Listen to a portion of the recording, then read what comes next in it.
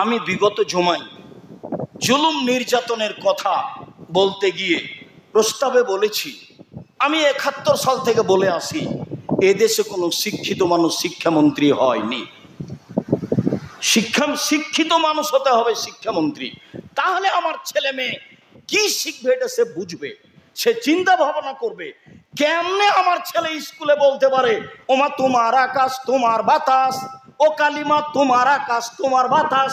লজ্জা হয় না আপনার? আপনি মুসলিম, কে বলেছে আপনি মুসলিম? আপনি তো একজন মুশরিক।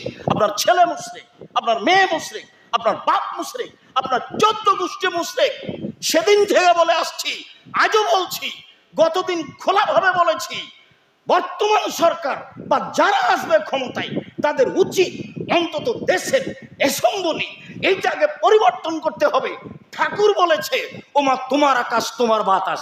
আমি আজ থেকে 30 বছর আগে বলেছি তোর বাপের আকাশ। আমি কোনোদিন ছাড় দিইনি। কিছুদিন বন্ধ থাকলে আমি মুসলিম, আমার ছেলে মেয়ে কথা বলতে পারে কি করে? বারবার বলতে পারে, ঠাকুর রবীন্দ্রের সাথে মিল দিয়ে বলতে পারে ও কালিমা তোমার আকাশ তোমার বাতাস। আমি বিদ্যা হারিয়ে দিয়েছি? জি না। শিক্ষিত মানুষকে শিক্ষামন্ত্রী করতে হবে।